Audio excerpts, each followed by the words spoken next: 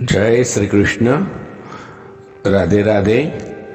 राधे सत्संग में सत्संग का रसपान करते सभी आत्मीयजनों, श्री वल्लभ की प्रेरणा से प्रेरित होकर राधे सत्संग में आज हम एक बहुत ही सुंदर कथा के जरिए सत्संग का महत्व क्या है वो देखेंगे। लेकिन इससे पूर्व अगर आपने राधे सत्संग चैनल को सब्सक्राइब न किया हो तो कर लेना, जिससे आपको हर सत्संग की जानकारी नोटिफिकेशन से मिलती रहे और अपने प्रियजनों को प्रिय सत्संग का लाभ मिले, इसलिए वीडियो लाइक और शेयर जरूर करना। श्री वल्लभाधीश की जय। प्रिय वैष्णव जनों, एक बहुत ही सुंदर कथा के जरिए आज सत्संग करें। एक संत रोज अपने शिष्यों को गीता पढ़ाते थे।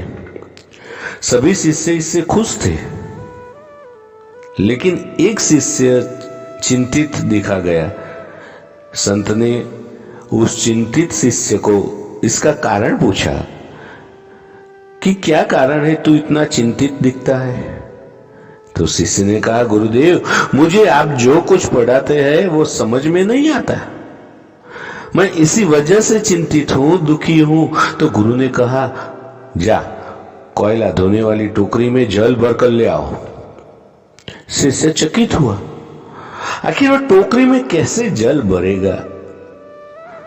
लेकिन चूंकि ये गुरु ने आदेश दिया था, इसलिए वह टोकरी में नदी का जल भरा और दौड़ पड़ा।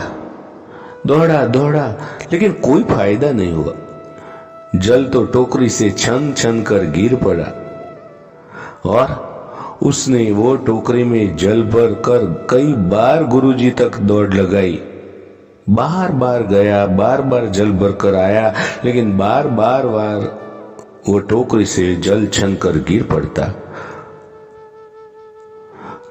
बहुत बार तेजी से भी उसने गुरुजी तक दौड़ लगाई, लेकिन टोकरी में जल टिकता ही नहीं था।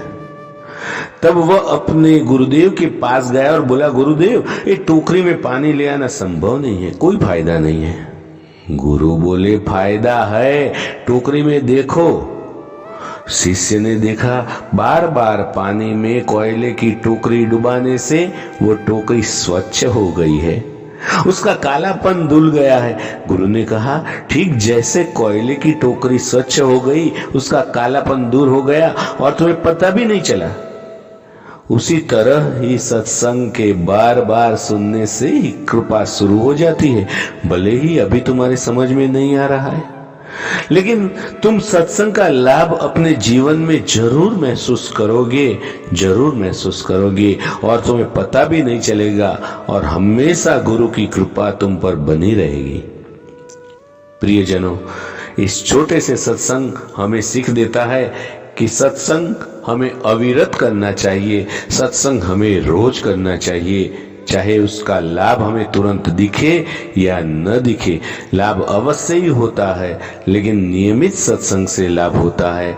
तो इसकी छोटी सी जानकारी के साथ आज के सत्संग को श्री वल्लभ के चरणों में समर्पित करके अत्रे विराम दे।